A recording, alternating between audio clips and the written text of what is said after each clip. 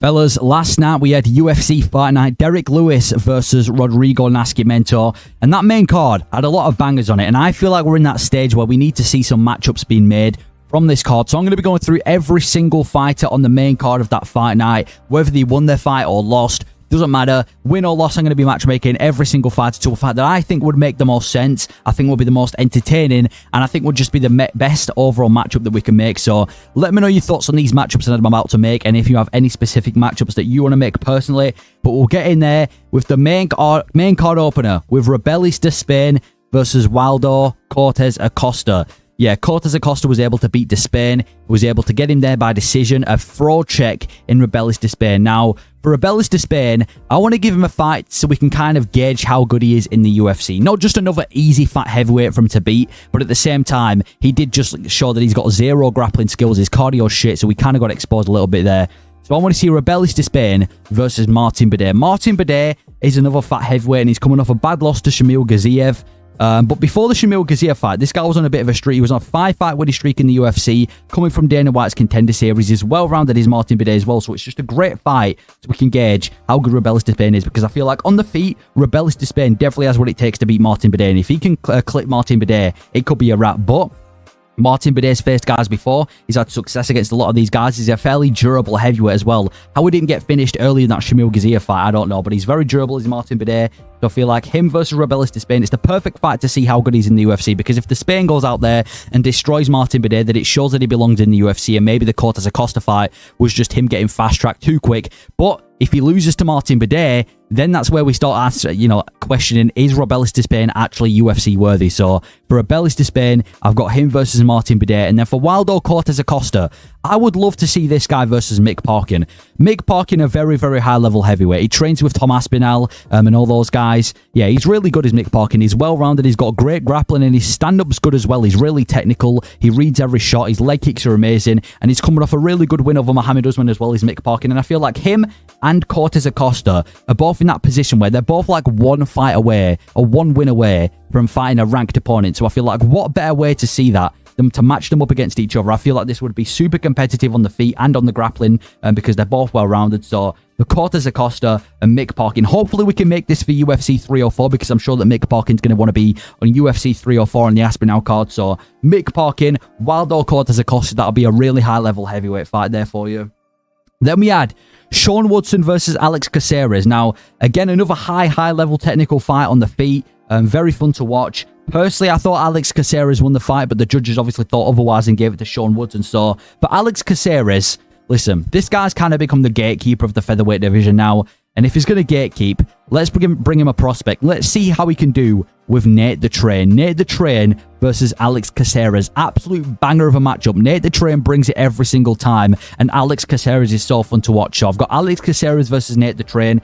Either Nate the Train can, beat the gatekeeper in Alex Caceres and maybe from there get a ranked opponent, or Alex Caceres can shut down the prospect of Nate the Train and cement himself as the pound-for-pound #1 gatekeeper in the UFC. So Alex Caceres versus Nate the Train. And then for Sean Woodson, I think he deserves a ranked opponent, but not too far into the rankings because, like I said, I'm not sure how convincingly he did just beat Alex Caceres. But he's still a fun fighter, and if we're going to make fun fights, we need to give him a ranked opponent that's good for him. So I'm doing Sean Woodson versus Sadiq Youssef. Sadiq Youssef obviously coming off that bad loss at UFC 300 to Diego Lopez, which is no shame. So Sadiq Youssef versus Sean Woodson. Potentially we can enter Sean Woodson into the rankings over a win over Sadiq Youssef, which I don't actually mind because he's such a fun striker. And if Sadiq Youssef can beat Sean Woodson, again, same for Sadiq Youssef. He cements himself and he can stay as a ranked featherweight. So two fun fights right there. Sean Woodson, Sadiq Youssef, Alex Caceres versus Nate the Train. And then we're on to not the featured fight, but then we're on to Beheader versus Rumbetsky. Absolute banger of a fight. Rumbetsky started off in that first round, looked really good, but as the fight just went on, Beheader just pieced him up and completely battered him. So for Rumbetsky, the problem is he's hard to matchmaking because he's going to be out for so long. You look at his face on Instagram, this guy is battered. He's going to be out for absolutely ages. So for Rumbetsky, a fight that I think would be not easy, but he's not going to get absolutely destroyed. Mike Davis. Mike Davis is on a 4-fight winning streak. He's just got a good submission as well not too long ago. So Mike Davis versus Rumbetsky. I wouldn't mind seeing that fight. It's a very competitive fight, and it's winnable for Rumbetsky, and it's not like he's going to get absolutely destroyed in that fight. But if Mike Davis can go out there and beat Rumbetsky, Then we can start seeing Mike Davis climb the rankings. He'd have been on a 5-fight win streak if he does beat Rumbetsky. So Rumbetsky and Mike Davis. And then for Header, this would be an absolute banger. Header versus Yoel Alvarez. Yoel Alvarez is one of my favorite prospects right now in the lightweight division. This guy's finished every single fighter he's ever beaten, and his last loss came to Arman Sarukian, which is no shame because he's going to be fighting for a belt probably in his next fight. Yoel Alvarez for Header, this would be an absolute banger. It would be a war, fight of the night. Both of these guys are super good on the feet, super well-rounded. Everywhere the fight goes, these guys are both killers. So, Header versus Yoel Alvarez, please can we see this matchup because it would be an absolute banger. And yeah, that is my fight for Header. And potentially the winner of this fight can get into the rankings as well because they're both in that area where they're not too far from being ranked. So maybe the winner of this fight gets ranked. But yeah, that's my matchup. Then we had the featured fight of the night, Alonzo Menifield sprinting in and getting caught by Carlos Ulberg.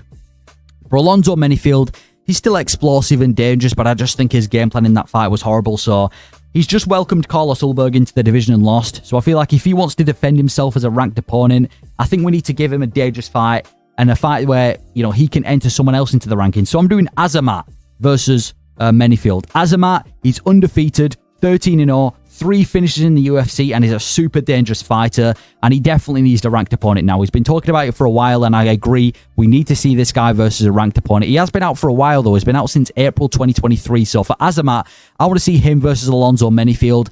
If Alonzo Menifield loses and Azamat beats him, then we can start seeing Azamat climb the rankings and maybe actually be a successful undefeated light heavyweight, unlike Vito Petrino.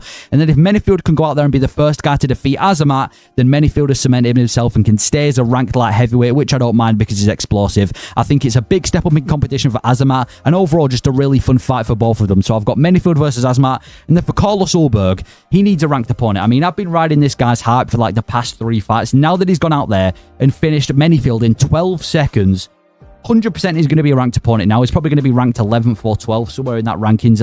Maybe even not, because the guys who do the UFC rankings are dumb. But Ulberg, I think he needs a fight that can push him potentially into the top 5 of the light heavyweight divisions. The fight that I've chosen for him is the loser of Johnny Walker and Volkan Oezdemir. Walker and Oezdemir, they're going to be taking each other on. I think it's UFC Saudi Arabia on the Chimaev and Whitaker card, which is a great fight in itself. But I think the loser of that fight should welcome Carlos Ulberg into the top 10. I mean, first of all, imagine how fun that would be, whether it's Ulberg facing Walker or Oezdemir. Both of those are extremely fun, high-level stand-up matchups, and I honestly think Ulberg definitely has what it takes to beat both of them. And if Ulberg can beat either Walker or Oezdemir, that's where we can start seeing Ulberg fight guys like Jan Blachowicz and Rakic and Hill and all those guys in the top 5. And yeah, Ulberg versus the loser of Walker and Oezdemir. And I've heard a few people say that they want to see Ulberg against Jan Blachowicz already. Even though that would be fun, I think it's too soon. And I'm 99% sure the UFC are going to be doing Yuri Prochazka versus Jan Blachowicz soon. So yeah, Ulberg, loser of Walker and Oezdemir. Then we had the co-main event, Ruziboyev versus Buckley. What a great win by Buckley. And I'm not going to say that Ruziboyev got fraud checked.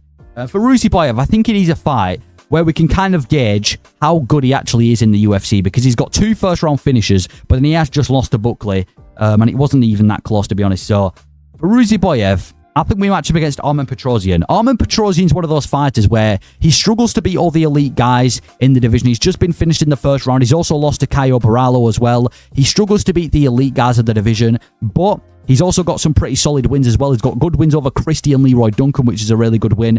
And I feel like if you're just not elite, or you're just not a top-level fighter, Armen Petrosyan will put you out there. So it's a great fight where we can kind of gauge how good Ruziboyev is, because if he can beat Armen Petrosyan, then it shows that he's still a top fighter. But if he loses to Armen Petrosyan, then maybe Ruziboyev was a little bit of a hype train in the UFC. So for Ruziboyev, a fairly, a step down in competition with Armen Petrosyan, but still a fun fight. And then for Buckley, originally, I was thinking Stephen Wonderboy Thompson or Jeff Neal. But you know what? I'm taking it a step further. I want to see Buckley against Gilbert Burns.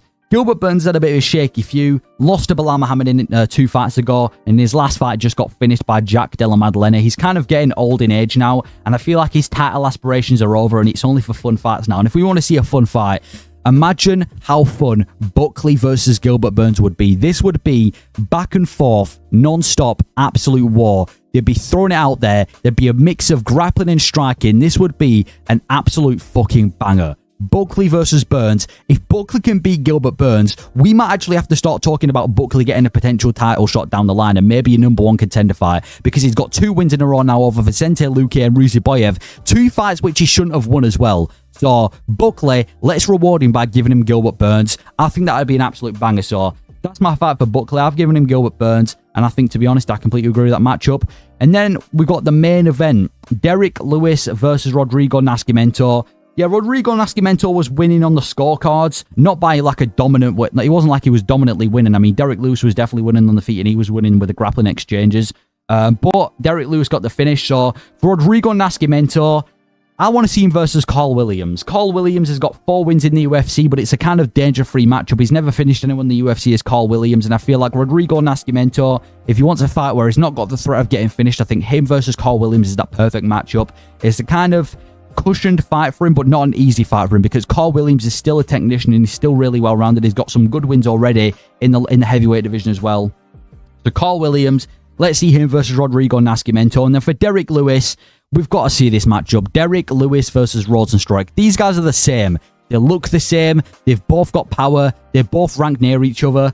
We need to see this fight. We've been waiting to see this fight for so long now. Derek Lewis versus Rosenstruik. We finally get to see it. Fight night main event. Banger. They're both hard hitters. It's definitely going to end in a knockout. Derek Lewis has already faced like pretty much every single fighter in like that ranked heavyweight right now. He's beaten pretty much every ranked heavyweight besides Rosenstruik. And for Rosenstruik, he's coming off that good win over Shamil Gaziev, and if he can beat Derek Lewis and string together a few wins, he can get back into the top 10. So, Rosenstruik versus Derek Lewis, absolute carnage, guaranteed finish, and I think that's a banger. But that is my matchmaking for every main card fighter at UFC St. Louis. Let me know your thoughts on these matchups. I think there's a lot of bangers on here, so yeah. Let me know your thoughts on these matchups and if you would change any of these matchups, and thank you for watching.